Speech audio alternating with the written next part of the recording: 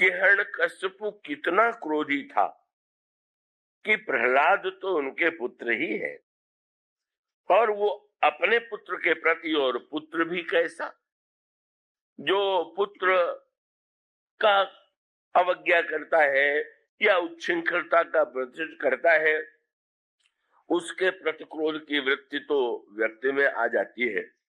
यद्यपि वो वृत्ति भी नियंत्रित ही होनी चाहिए। क्रोध का भी अभिप्राय तो यही है कि क्रोध की तुलना जब की गई है तो अग्नि से की गई है, और उसका अर्थ है कि अग्नि का भी सदुपयोग तभी है। आप पूरे मकान में, एक कमरे में अग्नि जलाते हैं, पर अग्नि जलाते हुए भी तो आपको सावधान रहना पड़ता है कि एक आपकी अंगूठी में आग जल रही है तो बड़े काम की है, आपका भोजन पकेगा, पर अगर सारे घर में आग लग जाए तो क्या उस स्थिति होगी जैसा आग लग जाने पर हो जाता है। और इसी प्रकार से क्रोध को अगर सीमित मात्रा में सावधानी से उसका प्रयोग करें, आपके बस में क्रोध हो।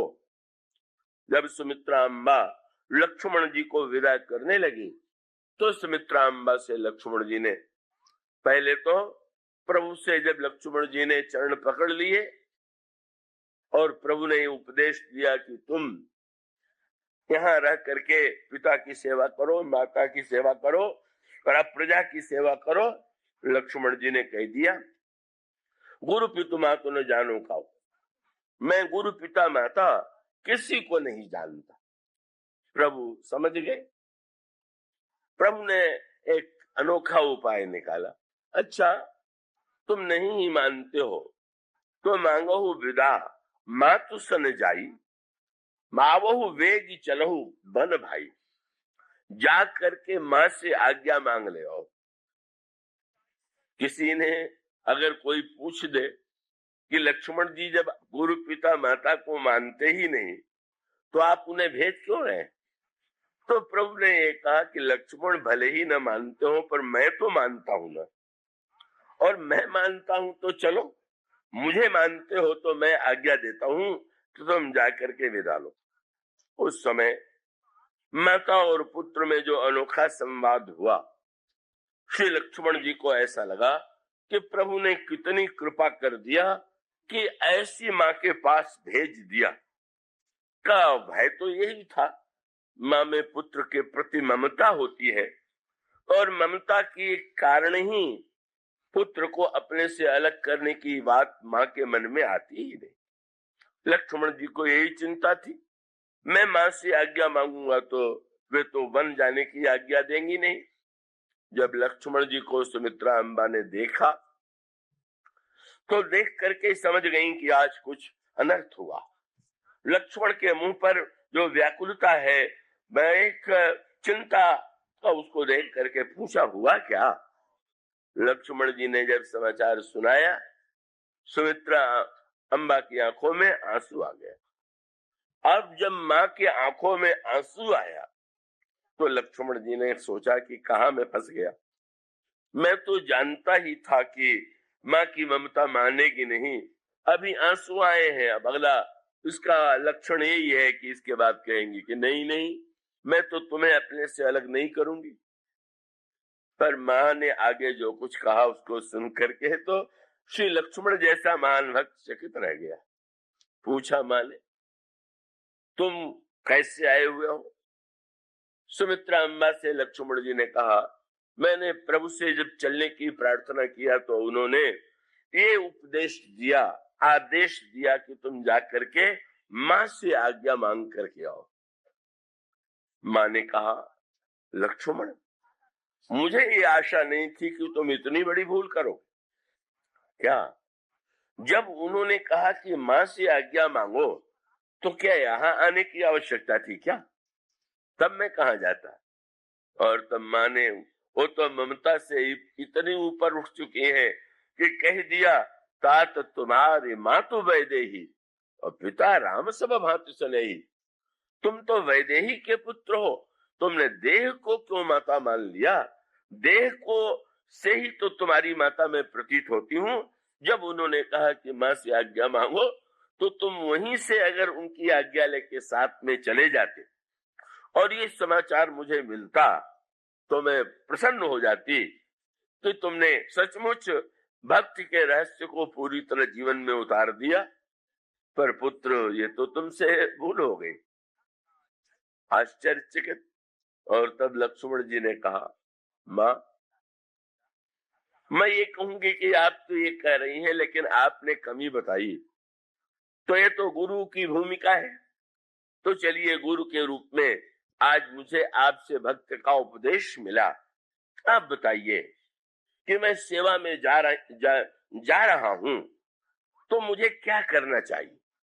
और तब सुमित्रा अम्मा ने जो उपदेश दिया उसमें यही कहा, जो सूत्र दिए उसमें ये कहा कि लक्ष्मण, सकल प्रकार विकार विहाई, मन क्रम वचन करे सेवकाई।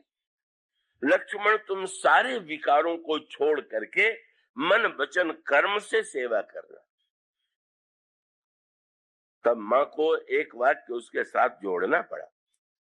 उन्होंने कहा कि मैं ये नहीं कहती हूं, विकारों के त्याग का अर्थ ये है कि तुम, वो सूत्र उनका ये है, राग, रोष, ईर्षा, मद, मोह, जन सपने इनके बस हो, इन वृत्तियों के वश में न हो जाना। और ये बहुत बड़ा सूत्र है। ये वृत्तियां होते हुए अगर इन वृत्तियों पर हमारा अधिकार है तो वो बड़ी उपयोगी, और इन वृत्तियों का अधिकार यदि हमारे ऊपर हो जाएगा तो अनर्थ होगा। क्रोध हमारे वश में है तो क्रोध उपयोगी, और हम यदि क्रोध के वश में हो गए तो क्रोध से बढ़कर के तो क्रोध पाप कर मूल, इस प्रकार से क्रोध की निंदा की गई। तो ये जो क्रोध है कितना भीषण हो सकता है। हिरण्यकशिपु जब ये निर्णय करता है का, और तो मानो आवेश में एक पुत्र को पटक दिया, ऐसे लोग को बाद में पश्चाताप भी हो जाता है। किंतु वो हिरण्यकशिपु वह था जिसने अपने पुत्र को कह दिया, इसको पर्वत से ढकेल दो, नहीं मरा तो कह दिया समुद्र में फेंक दो, नहीं मरा तो कहा इसको सर्पों के बीच में छोड़ दो, नहीं मरा तो कहा इसको आग में जला दो। इतनी स्थिर क्रोध की वृत्ति किस वृत्ति में हो, किस व्यक्ति में हो सकती है। इतना पराकाष्ठा का क्रोधी था ये हिरण्यकशिपु। वो स्वामी जी ने एक सूत्र दिया और अंतर वो बड़ा सुंदर है। बोले, प्रभु, जैसे आपने उस हिरण्यकशिपु का वध किया, और वो क्रोध का वध, हिरण्यकशिपु का वध माने क्रोध का वध, तो क्रोध का वध कैसे हुआ। और इसका सुंदर उत्तर यही है कि अंत में जब किसी प्रकार से प्रहलाद की मृत्यु नहीं हुई तो उसने निर्णय किया, पता नहीं मेरी आज्ञा का पालन हुआ कि नहीं हुआ, आज मैं स्वयं इसका वध करूंगा। और तब उसे खंबे में बांध दिया गया, और खंबे में बांध देने के बाद उसने हाथ में तलवार लिया और पूछ दिया, तू जिस ईश्वर की भक्ति करता है, नाम लेता है, ये बता कि वो तेरा ईश्वर कहाँ है। और एक सूत्र संदर्भ में, प्रहलाद कौन है। हिरण्यकशिपु एक और महान क्रोधी और दूसरी ओर प्रहलाद। क्रोध क्यों आता है। बोले, क्रोध की द्वैत बुद्धि बिनु, द्वैत की बिनु अज्ञान, द्वैत बुद्धि के कारण ही क्रोध आता है। जहां द्वैत है वहीं पर क्रोध है। और तब जब पूछा कि तुम्हारा भगवान कहाँ है, तो प्रहलाद ने जो उत्तर दिया उसमें उनकी अद्वैत बुद्धि का परिचय मिला। उन्होंने कहा, पितु बावरो, तू कछु जाने नहीं, प्रभु मेरो सबय थल में विहर है, अवनी में, आकाश पतालहू में। और अगला वाक्य बहुत सुंदर था। आप पूछते हैं वो कहाँ है। अवनी में, आकाश पतालहू में, वह तोमह मोमह तेज भरे। वो तुम में भी है पिताजी, तुम्हारे हृदय में भी बैठा हुआ है, मेरे हृदय में भी बैठा हुआ, और वह तोमह मोमह का तेज भरे, प्रहलाद बड़ो करुणा करसो, अस भक्तन को प्रण पूरो करे। हिरण्यकश्यपु ने कहा, मुझे इस खम्भे में भी है, मुझे तो नहीं दिखाई दे रहा है। और तब प्रहलाद जी ने कहा, वह तो मोह प्रहलाद बड़ो करुणा करसो, अस भक्तन को प्रण पूरो करे। यही खम्भ में मोहि तो देखी परे, तो ही देखी परे, दोनों देखी परे। बस अंतर इतना तो है, ईश्वर तो सर्वत्र है, जब किसी को दिखाई देता है तो किस पर क्रोध करे। रामायण का दोहा है, उमा ज राम चरण रथ, विगत काम मद क्रोध, निज प्रभु मैं देखहि जगत, कासन करहि विरोध। उनके अंतःकरण में कहीं द्वैत और क्रोध की वृत्ति नहीं। भगवान प्रकट हुए, उसका उन्होंने वध कर दिया, पर प्रहलाद को कैसा लगा? प्रहलाद को कैसी प्रतीत हुई कि मुझे मारने वाला मारा गया? बड़ी अद्भुत कथा आती है। प्रहलाद ने से जब प्रभु ने पूछा कि प्रहलाद तुम कुछ मुझसे मांगो, तो प्रहलाद जी ने कहा कि प्रभु मुझे अपने लिए तो कुछ नहीं मांगना है, पर मुझे एक ही चिंता है कि इन्होंने जीवन भर आपका विरोध किया, यज्ञ को नष्ट किया, सबका विरोध किया, आपको न जाने कितने कठोर शब्द कहे, इनको नरक में न जाना पड़े, इनकी दुर्गति न। प्रभु के आंखों में आंसू आ गए। उन्होंने यही कहा कि प्रहलाद तुम जैसा पुत्र जिस कुल में उत्पन्न हो गया, क्या उस कुल का कोई व्यक्ति जो है, तुम ये कल्पना कर सकते हो कि उसकी दुर्गति हो सकती है? मानो एक और द्वैत बुद्धि और क्रोध की पराकाष्ठा वह हिरण्यकश्यपु, और दूसरी ओर जिनके अंतःकरण में पिता के सद्गति की भी चिंता है, वह प्रहलाद की भक्तिमयी वृत्ति। गोस्वामी जी ने इसीलिए विनय पत्रिका में कहा, प्रभु हमारे जीवन में तो ये जो क्रोध का दनुजेश आ गया है, हिरण्यकश्यपु आ गया है, तो आपने उसका भी उद्धार किया था, वध किया था। आप कृपा करके मेरे जीवन के क्रोध को भी मिटा दीजिए। और तब उन्होंने तीसरा नाम लिया दुशासन का, और वो दुशासन का नाम उन्होंने कहा क्लोभ ग्राह दनुजेश क्रोध कुरुराज बंधु खल मार। ये द्वापर युग का दुशासन कौन है? गांधारी मूर्तिमती ममता, धृतराष्ट्र मूर्तिमान मोह, दुर्योधन साक्षात अहंकार, और ये जो दुशासन है यही है मूर्तिमान काम की वृत्ति। और इसका अभिप्राय यह है, जब वह द्रौपदी के वस्त्र के हरण की चेष्टा करता है, तो मानो उसका सांकेतिक अर्थ ये कि कामी जो है वो तो उसका तो प्रयास वस्त्र हरण होता ही है, पर वस्त्र के संदर्भ में भी तो कुछ मर्यादाएं बनी हुई हैं।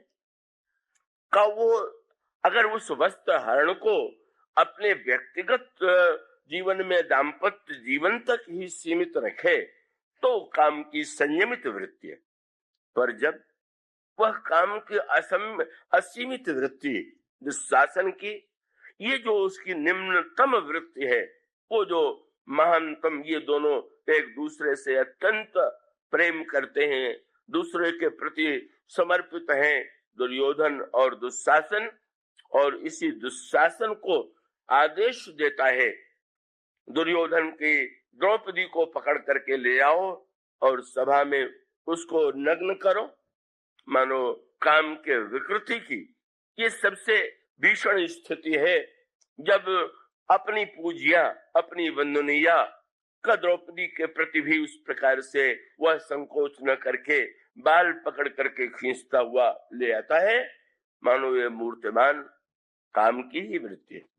और तब भगवान ने, साक्षात भगवान कृष्ण ने और एक बड़ा सार्थक सूत्र है, ये तीनों ताने बाने एक दूसरे से जुड़े हुए, और वह यह है, दुर्योधन के नग्नता की कथा एक दिन आपके सामने कही गई थी। गांधारी की ममता उमड़ पड़ी, मेरा पुत्र भीम के हाथों से मारा न जाए, इसलिए निर्णय किया कि मैं अपने आंख की पट्टी खोल करके दुर्योधन के शरीर को वज्र बना दूं। और तब उसने दुर्योधन के पास आदेश भिजवाया, नग्न होकर के मेरे पास आओ। स्वार्थ के लिए दुर्योधन नग्न हुआ, पर उसने चारों ओर से ऐसा प्रयत्न किया कि मुझे कोई नग्न देख न ले। मानो यही निम्न धरातल के व्यक्तियों का स्वभाव है कि वे अपने आप को अगर नग्न भी करते हैं तो स्वार्थ की पूर्ति के लिए कोई दूसरा न देख ले, और दूसरों को नग्न करते हैं तो भरी सभा में अपमानित करने के लिए। इस प्रकार की निर्लज्ज का वृत्ति का ही वो भीषण परिणाम दुशासन को भोगना पड़ा। जब भीमसेन ने उसके रक्त पीने की प्रतिज्ञा कर डाली, जब द्रौपदी के रक्त के संदर्भ में उसके बालों के लिए द्रौपदी ने बाल खोल लिए कि जब तक दुशासन का रक्त इस सिर के बालों में नहीं जाएगा मैं नहीं बांधूंगी। और भगवान कृष्ण जब संधि का प्रस्ताव लेकर के जा रहे थे तो आता है, तुरंत द्रौपदी सामने आ गई और उसने कुछ नहीं कहा, यही कहा श्री कृष्ण को दिखला करके, इन बालों का आप ध्यान रखिएगा। भगवान कृष्ण ने कहा शांत रहो। वो तो पता ही था दुशासन या दुर्योधन किसी प्रकार से वो स्थिति में है ही नहीं कि जो भगवान की वाणी को भी स्वीकार कर सके। पर ये भगवान कौन है? इन्हीं ने का द्रौपदी के वस्त्र की रक्षा किया। दुशासन उनके वस्त्र को खींचने लगा, पर प्रसिद्ध है का वो 10,000 गज बल थक्यो न बंधो न थक्यो न 10 गज चीर। 10,000 हाथियों के बल वाला दुशासन थक गया, पर ये 10 गज का चीर समाप्त ही नहीं हो रहा है। जो वस्त्र हरण करते हैं कि वस्त्र से रक्षा करते हैं। बड़ा ही तात्विक प्रसंग है। ब्रज लीला के प्रसंग में भगवान कृष्ण का एक दूसरा रूप सामने आता है। भगवान कृष्ण की जो ये बात तो आपके सामने कई बार दोहराई जा चुकी है कि भगवान कृष्ण के चरित्र पर जब आप विचार करने चलिए तो आप एक क्षण के लिए भी इस सत्य को भूल जाएंगे, ये साक्षात ईश्वर है, तो आपको न जाने कितनी भ्रांतियों का आखेट होना पड़े। हर क्षण ये चिंतन ध्यान रहे। और व्रज की लीलाओं के पहले आपने ध्यान दिया, त्रेता युग में और द्वापर युग में भगवान ने जो त्रेता युग में श्री राम के रूप में और द्वापर युग में श्री कृष्ण के रूप में अवतार लिया, पर आप एक विचित्र पावेंगे, भगवान राम के चरित्र में चमत्कारों की संख्या बहुत कम और भगवान कृष्ण के चरित्र में तुलना में चमत्कारों की संख्या बहुत बड़ी। और इतना ही नहीं, भगवान कृष्ण का चमत्कार तो उसी दिन से प्रारंभ हो गया जिस दिन से उन्होंने जन्म लिया, जिस संदर्भ की चर्चा कल आपके सामने चल रही थी। त्रेता युग में तो भगवान प्रकाश में आए, यज्ञ के माध्यम से आए, और उनके आगमन पर बाजे बजे, सारे नगर में उत्सव और उल्लास का वातावरण छा गया। और यहाँ तक गोस्वामी जी ने संकेत किया, दोनों ने अवतार लेने के लिए जो एक संकेत चुना वो बड़े महत्व का था, और वो संकेत ये, भगवान कृष्ण के रूप में उन्होंने अष्टमी का चुनाव किया और श्री राम के रूप में उन्होंने नवमी का चुनाव किया। मानो गोस्वामी जी ने तो एक बड़ी काव्यमयी रचना प्रस्तुत किया। जब श्री राम का जन्म हुआ तो उन्होंने कहा, इतनी अबीर और गुलाल उत्साह में अयोध्या में उड़ाई गई कि वो अंधेरा सा लगने लगा। तो गोस्वामी जी का कवि हृदय उसको एक दूसरे रूप में देखता है। गोस्वामी जी ने कहा बड़ी समस्या है, क्या श्री राम आए तो मध्य दिन तो था ही, और सूर्य भगवान भी ऐसे अनोखे निकले कि जो टीके सो टीके हटने का नाम ही नहीं ले रहे। जब वर्णन आ गया कि मास दिवस कर दिवस भा मरम न जाने कोय, एक महीने तक सूर्य रुका रह गया, काल चक्र रुका रह गया, तो गोस्वामी जी कहते हैं सबसे अधिक निराशा जो है वो रात्रि को हुई। बोले एक तो जन्म भी प्रभु ने लिया तो दिन में लिया, प्रकाश में लिया, लगता है उन्हें प्रकाश ही प्रिय है, अंधकार प्रिय नहीं है। कब मुझको इसीलिए तो उन्होंने स्वीकार नहीं किया, इसीलिए तो वे हम में नहीं आए रात्रि के समय, दुख हुआ। और तब गोस्वामी जी कहते हैं कि लगता है रात ने संध्या का वेश, इस समय अयोध्या में लग रहा है कि संध्या हो गई। गोस्वामी जी ने कहा मैं तो समझ रहा हूं इस समय इसमें कोई मिलने के लिए प्रभु से आया हुआ। कौन? बोले प्रभु ही मिलन आई जनु राती, देखी भानु जन मन सकुचानी, तदपि बनी संध्या अनुमानी। रात्रि ने मानो संध्या का वेश धारण करके धीरे से प्रभु के यहाँ प्रवेश करके कहा कि प्रभु यदि आप ही प्रकाश में जन्म लेंगे तो हमारा क्या हो, हम क्या करें, हमारा निर्माण तो आपकी ही सृष्टि में हुआ है। और तब प्रभु ने मन ही मन रात्रि को आश्वासन दिया, अगली बार आऊंगा तो रात्रि में ही आऊंगा, तुम चिंता मत करो। और स्वाभाविक रूप से जब नवमी को जन्म लिया तो भाई एक देवी को पुत्र मिले और दूसरे को न मिले तो स्वभावतः दुख होता है। तो नवमी के बगल में ही तो अष्टमी है। अष्टमी ने जब देखा कि मुझे छोड़ करके तो नवमी को ही धन्य बनाया गया तो अष्टमी उदास हो गई। ये 9 और 8 के अंक का अंतर तो आप जानते ही। ये सबसे अंकों में जो अद्भुत अंक है वो 9, और अंकों में तो कोई विचित्रता नहीं है, कोई अद्भुतता नहीं। अन्य अंकों में वह बात आपको नहीं मिलेगी जो 9 में मिलेगी। आप जानते ही हैं, अगर आपसे ये कह दिया जाए कि आप एक अंक की सबसे बड़ी संख्या लिखिए तो आप 9 ही लिखेंगे। कह दिया जाए 2 अंकों की सबसे बड़ी संख्या लिखिए तो कोई कुछ गणित नहीं करना, फिर एक 9 और लिख दीजिए। चाहे जितनी बार ये कहा जाए अंत में 9 को छोड़ करके और कुछ लिखा ही नहीं जाएगा। बल्कि गोस्वामी जी ने कहा दुगुनो तिगुनो चौगुनो पंच षष्ठ और 7 आठों ते पुनि 9 गुनो, 9 को 9 रही जात। 9 का पहाड़ा पढ़ते जाइए, आपने पढ़ा ही होगा। जब आप उसके अंकों को जोड़ेंगे तो 9 9 9, बस 9 तो 9 ही रहेगा, एक रस। तो 9 का अंक जो है एक रस है, ब्रह्म एक रस है, और इसलिए एक रस ब्रह्म ने एक रस तिथि का ही वर्ण किया, ऐसा अष्टमी को लगा। बेचारी अष्टमी तो में तो उस प्रकार का कोई चमत्कार है नहीं। 9 के पहाड़े में तो पढ़िएगा तो 9 दूनी 18 होगा तो 8 1 9 हो जाएगा, 9 3 27 तो फिर 7 और 2 9 हो जाएगा, वो 9 ही रहेगा।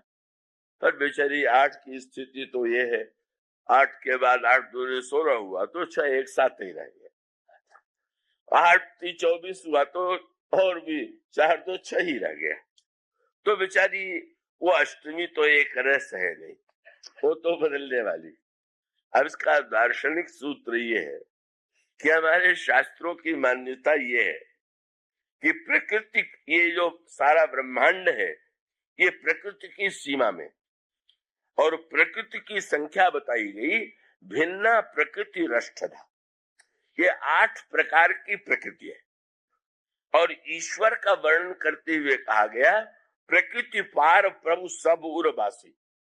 संसार के समस्त जीव प्रकृति की सीमा में है, एकमात्र ईश्वर ही प्रकृति के पार है। तो श्री राम साक्षात ब्रह्म है, प्रकृति पार है, और इसलिए 8 के पश्चात जब उन्होंने 9 का वर्ण किया तो उसका अभिप्राय यही था कि मानो प्रकृति पार प्रभु ने, एक रस ब्रह्म ने उसी तिथि का वर्ण किया। पर जब अष्टमी ने उदास होकर के यही कहा कि प्रभु मैं क्या करूं, तो प्रभु ने उसे भी आश्वासन दिया, घबराओ नहीं, मैं अगली बार तुम्हारे माध्यम से ही जन्म लूंगा।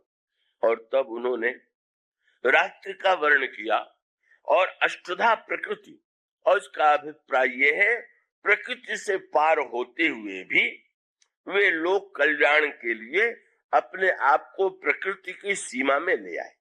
वो तो स्वयं वही श्री राम और श्री कृष्ण है।